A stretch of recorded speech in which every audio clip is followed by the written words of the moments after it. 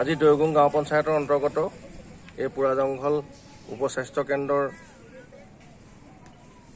আমি স্বচ্ছ ভাৰত মিছন গ্ৰামীণ গোলাঘাট জনস্বাস্থ্য কাৰিকৰী বিভাগৰ অধীনত আমি আজি এই উপস্বাস্থ্য কেন্দ্ৰটিৰ চৌপাশ চাফাই অভিযানৰ যিটো স্বচ্ছতা সেৱা 2022 অনুষ্ঠানটি আজি আমি অনুষ্ঠিত কৰিছিলোঁ।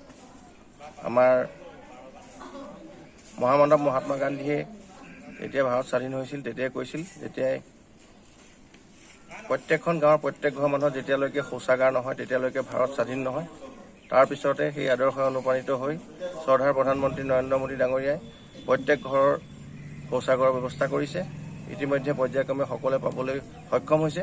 ইয়াৰ পাছতে স্বচ্ছতা সেৱা 15 ছেপ্টেম্বৰৰ পৰা 2 অক্টোবৰলৈকে সমগ্ৰ ভাৰতজুৰি এই যিটো প্ৰগ্ৰেম অনুষ্ঠিত কৰিছে, তাৰ লগতে আজি আমি সমভাগী হৈ আজি এই উপস্বাস্থ্য কেন্দ্ৰটিৰ চৌপাশ আৰু গাঁওৰক্ষী বাহিনীৰ যি আমাৰ অস্থায়ী কাৰ্যালয় আছে, সেই অস্থায়ী কাৰ্যালয়ৰ চৌপাশ আৰু অংগনবাদী কেন্দ্ৰটি ইয়াতে আছে, সকলোৰে চৌপাশ আমি চাফ চিকুণতা কৰি এই গাঁওখনক সজাগ কৰাৰ স্বাৰ্থত আজি এই প্ৰগ্ৰেম আমি হাতত ৰাখিছোঁ। আৰু এই চেকত আমি সমগ্ৰ পুৰা জংঘলবাসী ৰাইজৰ হৈ আমি গোলাঘাট জিলা জনস্বাস্থ্য কাৰিকৰী বিভাগৰ পৰা আপোনালোকলৈ আন্তৰিক অভিনন্দন জ্ঞাপন জনাইছোঁ।